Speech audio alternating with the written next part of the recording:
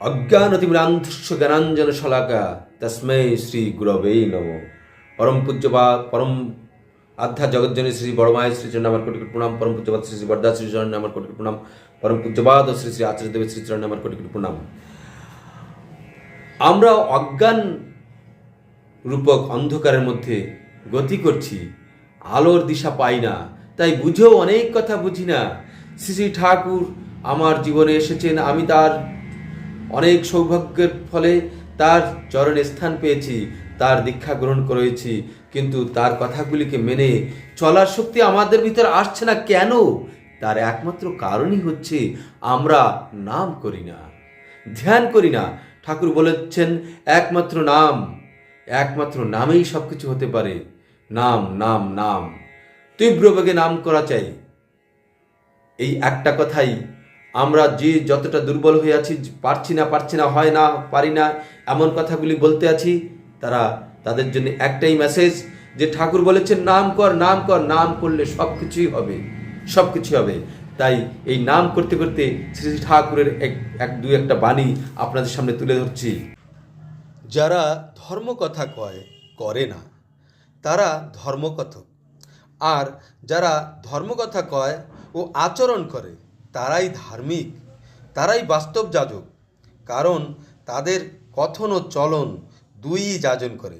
শুধু উপদেশ দেওয়ার চাইতে আচরণ করা আরও ভালো, কিন্তু করে করে উদাহরণ হওয়া ঢের ভালো।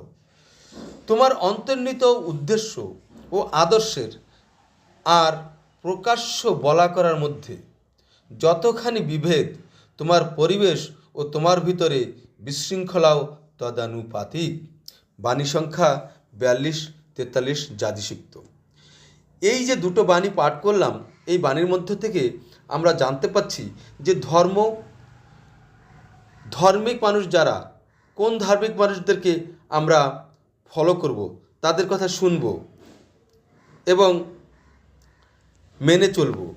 আর আমার পরিবেশে আমার সঙ্গে যে কলহ সৃষ্টি হয়, পরিবেশের মানুষদের সঙ্গে, সমাজের সঙ্গে আমার যে একটা কলহ সৃষ্টি হয়, প্রায় দেখা যায় যে আমি ভালো কথা বলছি কিন্তু তারা শুনছে না, আমার কথা শুনছে না, আমাকে বরং তাচ্ছিল্য করছে, অপমানিত হচ্ছি, কিংবা আমাকে কেউ আদর করছে, সম্মান করছে।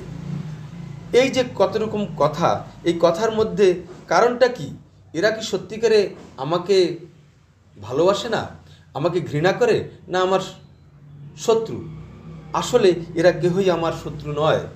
এই বাণীটির মধ্যে যে আমার অন্তর্নিহিত উদ্দেশ্য এবং আদর্শের যে চলন, আদর্শের যে অনুশাসনবাদ, আশীর্বাদ, সেই অনুসারে আমি কতখানি করছি এবং প্রকাশ্য অর্থাৎ সমাজে সবার সামনে আমার বলা করা কতখানি, এই যে উদ্দেশ্য এবং আদর্শোচিত চলাফেরা, মানে আমার অন্তর্নিহিত যে উদ্দেশ্যটা আছে, এটা এক সাইডে, আর এক পাশে প্রকাশ্য বলা করার মধ্যে আমি যা করছি, আমি যা বলছি, যেটা মানুষে দেখছে, এই দুটোর ভিতরে যে বিভেদ থাকছে, যে পার্থক্য থাকছে, ঠিক এই পার্থক্যটাই আমি তাদের কাছ থেকে, যে পার্থক্য থাকার দরুন তোমার পরিবেশ ও তোমার ভিতরে, আমার ভিতর এবং পরিবেশের সঙ্গে যে পার্থক্যটা সৃষ্টি হচ্ছে, সেটাই হচ্ছে বিশৃঙ্খলা। আর আমি মানুষের সামনে আমার পরিচয় বা আমিও তাদের কাছ থেকে সেই ব্যবহারটুকুই পাচ্ছি। এই যে আমি ভালো ভাবছি, ভালো করার চেষ্টা করছি, কিন্তু সে তদানুপাতিক পাচ্ছি না, তার মানেই বিশৃঙ্খলা সৃষ্টি হচ্ছে, তার মানে আমার মন মুখ এক নয়, এর মধ্যে কপটতা কোথাও লুকিয়ে রয়েছে। তাই এই কপটতার কারণে বা আমার কর্মের কারণে আমার উদ্দেশ্য এবং বাহ্য প্রকাশ যা হচ্ছে, এই দুটোর মধ্যে যে বিভেদ আসছে, এই বিভেদটাই হচ্ছে আমার পরম শত্রু। এরাই, তাছাড়া আমি যা ব্যবহার পাচ্ছি মানুষের কাছ থেকে, সেটা আমারই তৈরি করা। তাই আমার জীবনে কেউই শত্রু নয়।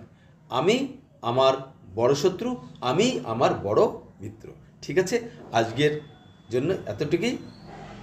আবার নেক্সট ভিডিওটিতে দেখা হবে। ততক্ষণের জন্য জয় গুরু, বন্দে পুরুষোত্তম।